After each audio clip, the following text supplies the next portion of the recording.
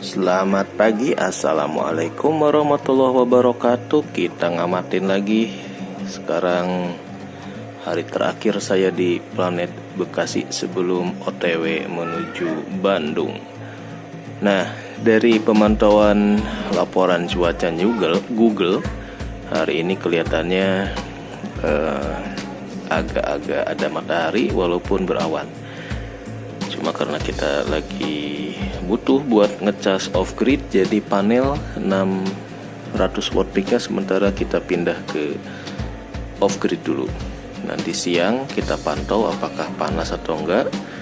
Kalau panas saya akan tambahkan ke GTI ini lagi. Kemarin ada yang jadi tanda tanya saya, yaitu kenapa ampere peaknya itu di 26 gitu ya, padahal panelnya kita seri. Nah, itu saya mau mastiin apakah benar keluar di atas 20 ampere gitu ya. Walaupun panel sudah di seri, ini kemungkinan karena rangkaian kabelnya mungkin ada yang di paralel mungkin.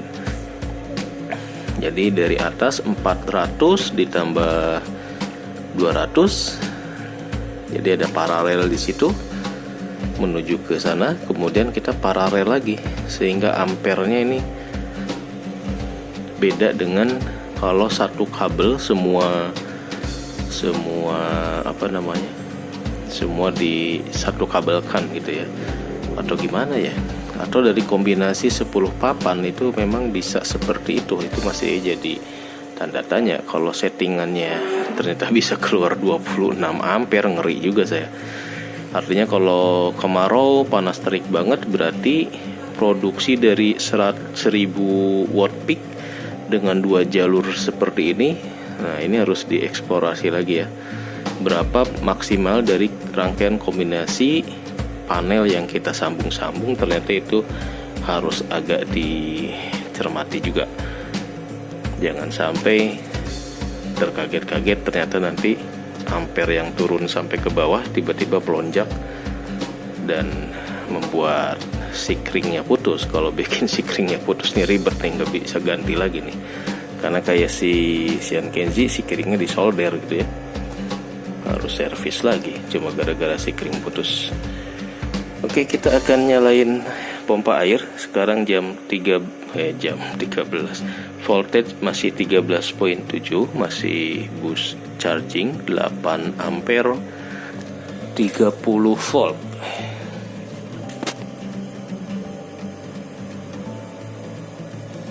Kondisi akinya belum penuh-penuh amat, kita tunggu dulu lah sampai ampernya di level 2 ampere, voltage-nya biar naik di atas 35, 37, 38 biar akinya lebih bagus. Tapi nanti kendalanya adalah si Sian Kenzi-nya bekerja lebih lama. Kemarin kita tes dia 20 menit dengan 300 watt hour apa 200 ya untuk ngisi torrent. Nah, untuk pagi ini kita akan tes. Kalau enggak dibiarkan kosong, sekarang jam 8.30. Nah, berapa menit dia akan nyala untuk pengisian setelah semalaman kita off-kan si pompanya. Ini udah kita reset, wattmeter udah. Nah, jadi kalau toronnya terlalu kosong, nanti kan si inverternya nih durasi ngisi pompanya lama, takutnya kagak kuat gitu ya. Jadi saya batasin mungkin 10-15 menit biar umurnya panjang. Kalau di atas 30 menit, nah bisa ada yang jebol nanti. Oke, udah kita on kan inverter, tinggal MCB ke pompa yang akan kita nyalakan. Posisi voltage 13.8. Buah, jadi nggak punya baterai cadangan, tidak ada autonomi baterainya ya, jadi kepaksa on off seperti ini. Oke, ini kabel untuk off grid, yang ini on grid. Ini juga harus kita pasang lagi MCB double protection. Kita nyalakan si pompa. Nah, sudah menyala.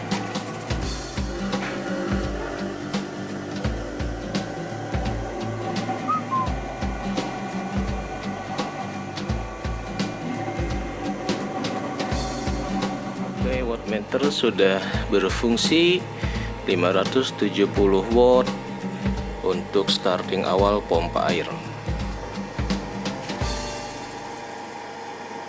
Buat teman-teman yang bertanya apakah baterai VLRE second kayak gimana nasibnya, ya seperti ini nih, masih kita hajar dengan 570 watt.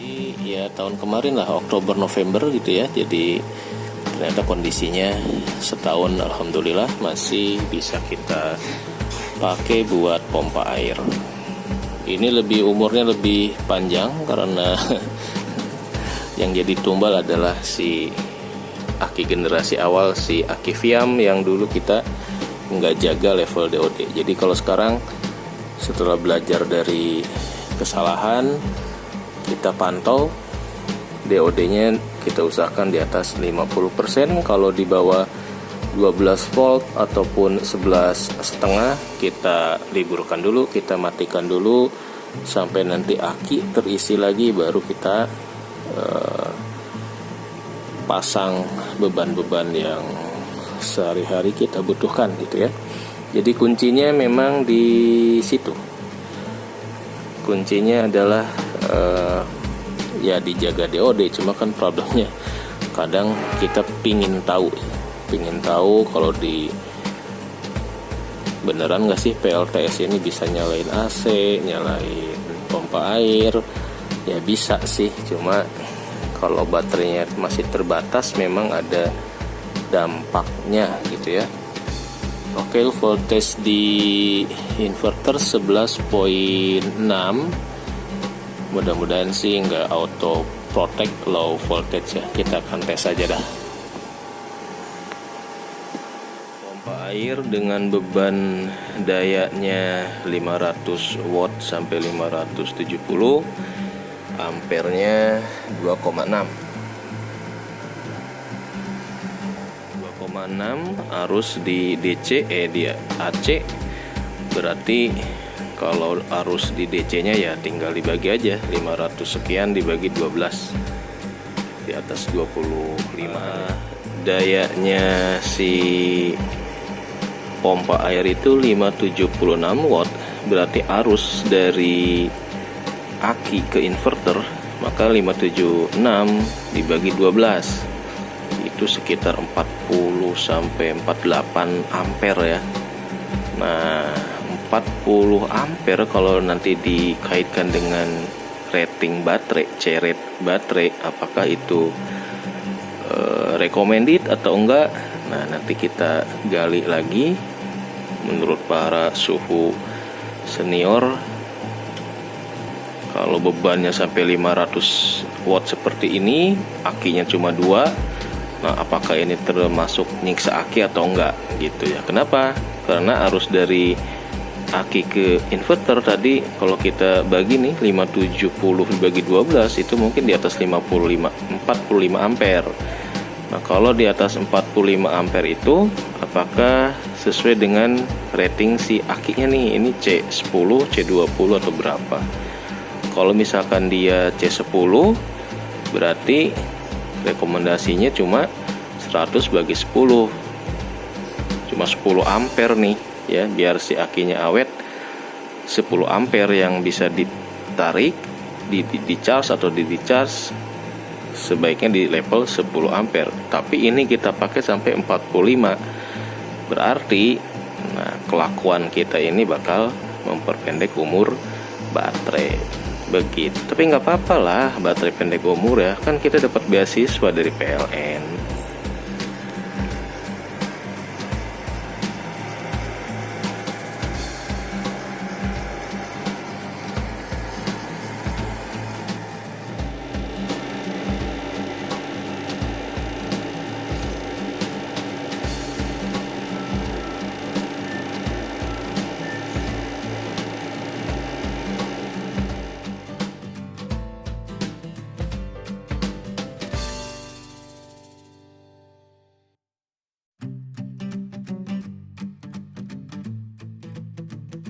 Sementara perkabelannya cuma kecil-kecil doang. Tadi suhunya udah mau naik di 50 gitu, agak ngeri juga saya. 50 derajat saya off-kan dulu. Saya akan pindah ke on grid aja biar inverternya nggak overheat. Nah, itu yang harus dicermati teman-teman ya, kalau kenapa kabel dari aki ke inverter itu harus agak tebel ya. Ini nggak patut ditiru nih. Saya pakai kabel bawaannya si inverter yang cuma 10 AWG nih. Kita cek nih berapa derajat panasnya. 37, 38. Nah, ini yang bahaya kalau load besar kemudian durasinya lama ya. Kalau panas kemudian kabelnya bukan peruntukan buat arus DC, itu yang bahaya. 41 ternyata ya. Nah, sebaiknya pakai kabel yang memang ukurannya lebih besar biar panasnya lebih adem. 44 saudara-saudara, 45, 46. Nah, ini bahaya nih. Jadi kalau nanti lewat 50 kita stop aja ya. Artinya kabelnya nih ketipisan untuk durasi 700 ampere dengan menggunakan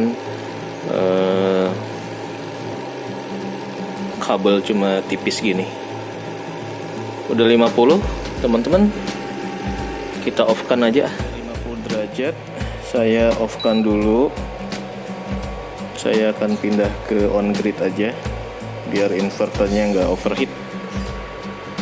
Nah, itu yang harus dicermati teman-teman ya, kalau kabelannya cuma kecil-kecil doang. Nah, tadi suhunya udah mau naik di 50 gitu, agak ngeri juga saya. Cuma sampai 800 watt hour aja untuk menyalakan kompor induksi. Sebetulnya kalau dipaksakan mungkin bisa aja. Kita pindah ke on grid. Udah colok sana buat nyalain siapa si panci. Gagal lagi ya. Dari aki ke inverter agak kurang bikin pede gitu. Kita matiin, selesai. Oke, demikian percobaan gagal lagi. Mungkin kalau 50 derajat itu masih suhu normal kali ya sebetulnya. Karena nanti kalaupun suhunya panas banget pasti inverternya kan cut off juga. Belum pernah kita baca dia overheatnya di suhu berapa tuh termostatnya ya. Ya lumayan lah, ini masih bisa kita gunakan. Jadi untuk kompor induksi memang itu bebannya berat banget dibanding pompa air cuma 500.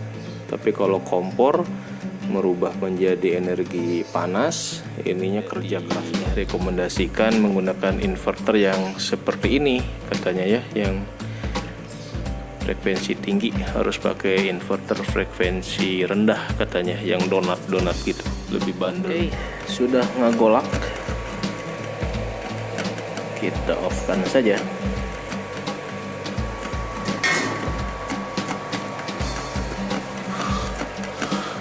Oke, sudah mendidih ternyata, bentar banget. Nah, buat ngisi termos, bikin air teh, ataupun buat ngopi. Alhamdulillah.